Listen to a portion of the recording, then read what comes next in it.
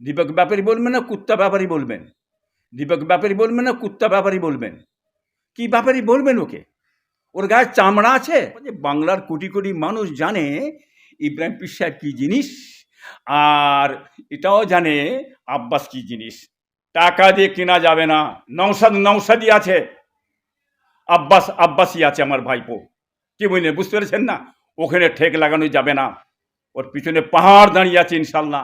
ওই গুন্ডার কথা নেবেন, ওই বোম বাঁধার কথা হইতো, বুঝলে? বোম বাঁধা, হ্যাঁ, জাহান্নামার কুত্তার কথা নেবে না। ছি ছি তো আরে নওশাদ যদি পীর সাহেবের ছেলে নাই, বাদ দাও। কি নওশাদ ফুরফা পীর সাহেবের ছেলে নয়, আমার বংশের কেউ নয়, সাধারণ মানুষ, অন্য কারো ছেলে হতে পারে।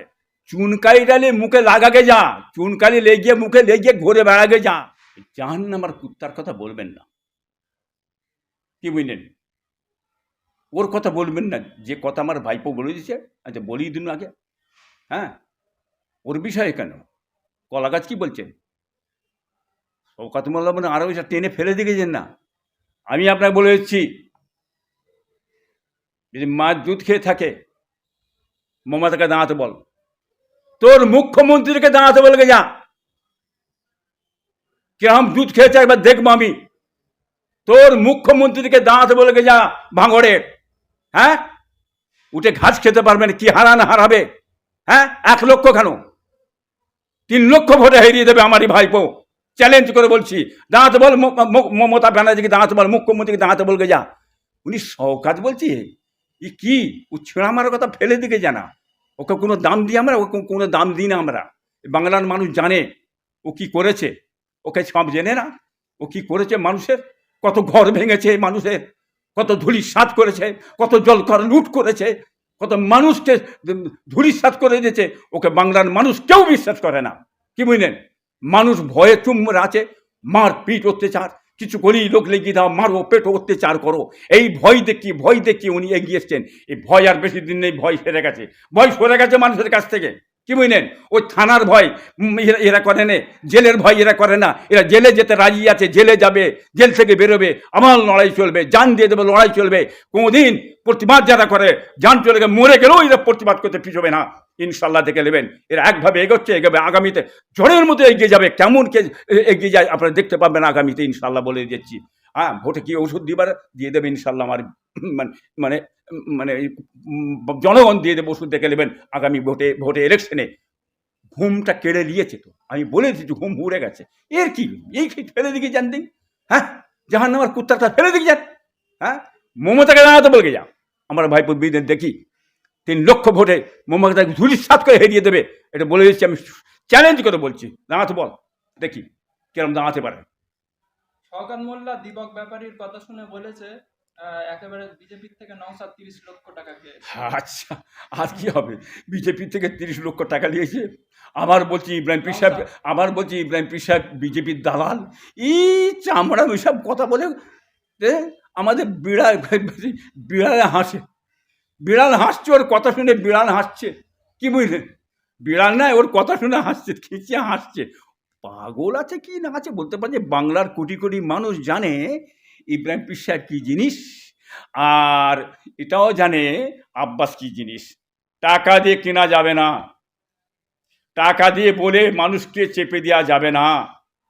ও বিশ্বাস মানুষ, ও যে আসমানে উঠে আলোক করে বলে, তাও বাংলার মানুষ ওর কথা নেবে না, মানবে না। ওই মৃত্যুকের কথা নেবে না, ওই মানে সেই ঘর ভাঙার ওর কথা নেবে না, ওই গুন্ডার কথা নেবে না, ওই বোম বাঁধার কথা হইতো, বুঝলে? বোম বাঁধা, হ্যাঁ, জাহান্নামার কুত্তার কথা নেবে না। বলে দিয়ে গেলাম। বলুন। দীপক ব্যাপারী কথা শুনে শওকত মোল্লা বলছেন, কি বলবেন? আর কি বলবো বাবা, দীপক ব্যাপারী আর ওরই তো দলে ঘুরে বেড়াই করছে। কি দীপক ব্যাপারী বলবেন না কুত্তা ব্যাপারী বলবেন? কি ব্যাপারী বলবেন ওকে? ওর গায়ে চামড়া আছে, কি বলে না বলে? হ্যাঁ, ওই যে মানুষ হতো তার এইসব কথা বলতো? হ্যাঁ, ওর গায়ে তো মানুষ চাইবে, ও তো চামড়া তো। কি ওকে তো কুত্তা ব্যাপারী ছাড়া কি আছে? ওর কিছু আছে? ওই কথা বলে মানুষ কি মেনে নেবে? বাংলার মানুষ জেনে গেছে ও মানে কি ব্যাপারী, ও কি মেনে, ও কি ব্যাপারী জানে, সেই জন্য নামটার ব্যাপারী দিয়েছে। হ্যাঁ, পাশে থাকলে সেই নামই বেরোবে বাবা। হ্যাঁ, দলে থাকলে সেই দলেরই নাম বেরোবে, কি বুঝলেন? কথা বুঝলেন না? কি বুঝলেন? যেমন মমতা, কি বুঝলেন? আরএসএস, মমতা আরএসএস, তার ভক্ত, তার দলবল কি হবে? তারাও তো আরএসএস, না অন্য কিছু বলবেন আপনি?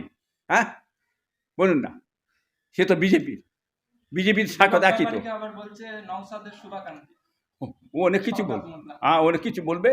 আবার যে শওকত মোল্লা নওশাদের সঙ্গে মানে মিল করে যে কথা বলতে শুরু, দুটো মিলের কথা বলতে শুরু করে দিয়েছে, এটা বিশ্বাস করবে। এদের মানে আচরণটা কোন দিকে বাংলার মানুষ ধরে ফেলেছে। নওশাদ যে মানহানির মামলা দিয়েছে বলছে ওসব কিছু না, ওরকম 100 মামলা আমার, হ্যাঁ, ও তো মামলা তো দেবি, ও তো জানে, ও জানে মামলা দেবে। ওরকম আমার নামে হ্যাঁ, 100 ও 800 মামলা দেবে, জানে। তো সময় এলে হ্যাঁ বুঝতে পারবে মামলার ঠেলাটা কি, রাতের ঘুমটা হারাম করে দেবে সময় এলে। আইন কাউকে ছাড়বে না, সংবিধান আইন চেয়ে দেখেন। হ্যাঁ, আইনের পথে চলবে। অতএব সে যেই হোক, চেয়ে দেখেন সেখানে তৃণমূল হোক, সিপিএম হোক, কংগ্রেস হোক, ভাইপো হোক, কেউ ছাড়বে না। আইনের ভাঁজে পড়ে গেলে হ্যাঁ রাতের ঘুম হারাম করে ছেড়ে দেবে, লিখে রেখে দেবে। ঘুম তো আর এখন হচ্ছে, এখন তো আর ঘুম হচ্ছে না। ঘুম হবে কোথায়? জেগেই তো বসে আছে। হ্যাঁ, ফাঁকে বেরোবে কোথায়? একলা তো বেরোতে পারছে না, একলা বেরোবার তো ক্ষমতা নেই। প্রশাসন ছাড়া, পুলিশ ছাড়া ও বেরোবার ক্ষমতা ওর আছে নাকি? হ্যাঁ, ও বেরোবার ক্ষমতা ওর নেই। ও কী না করেছে, ক্যানিংয়ে চেয়ে দেখে, চারিদিকে ক্যানিং নদীটাকে চারিদিকে সমস্ত ধার বেঁধে জলকর করে আজ লুটছে। দেখুন, যে দেখেছেন কি চলছে, এদিকে বাইরে চালাচ্ছে লুট দারাজ, আর ওনার ঘরের লোক চালাচ্ছে সেই ক্যানিংয়ে বসে সেই জলকে চালাচ্ছে। বাংলার মানুষ দেখছে না, জানে না কি করে চলছে কি। হ্যাঁ, কত খাবে, কত নেবে, উংলাতে হবে, বার করে নেবে মানুষ। গলায় শাঁসি দিয়ে মাল বার করে নেবে ইনশাল্লাহ, সময় এলে বাংলার মানুষ, জনগণ। এটা লিখে রেখে দিও, কথা বলেন না? যত যাই করো, তোমার মরেও শান্তি নেই, বেঁচেও তোমার শান্তি নেই। তুমি কি করেছো এর আগে? হ্যাঁ, বামপন্থীর আমলে তুমি ধূলিসাৎ করেছো বামপন্থীটাকে, চারিদিকে ধূলিসাৎ করে লুটে শেষ করে দিয়ে আবার তুমি এসেছো তৃণমূলে সবার লাইন করে তৃণমূলটাকে খেয়ে শেষ করেছে, ধ্বংস করে দিচ্ছ।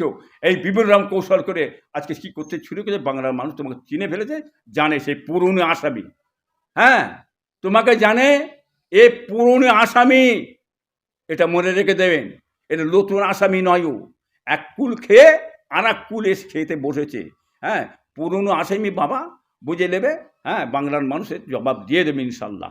আপনার বাড়ির ছেলে কাসেম সিদ্দিকী বলছে আব্বাস সিদ্দিকী 2021 থেকে ভোটে দাঁড়াবে বলছে, কিন্তু ও দাঁড়াবে না, ও বাজার গরম করার চেষ্টা করছে, কি বলবেন? ও ঠিক আছে, আমার ভাইপো বলছে, হ্যাঁ, তাই তো। বাজার গরম করলি কি আর না গরম করলি কি, সে আব্বাসই তো আছে। তুমি এই কথা বলে কি বোঝাতে চাইছো? ও দাঁড়াবে না, বোঝাতে চাইছো? চ্যালেঞ্জ করছি আমি। হ্যাঁ, আমি যদি বলি খোদার ফজলে আব্বাস দাঁড়িয়ে যা, 1 সেকেন্ডে দাঁড়াবে, বলে দিচ্ছি, কি বুঝলেন? অতএব দাঁড়াবে কি না দাঁড়াবে ও প্রশ্নটা পরে, কি বুঝলেন?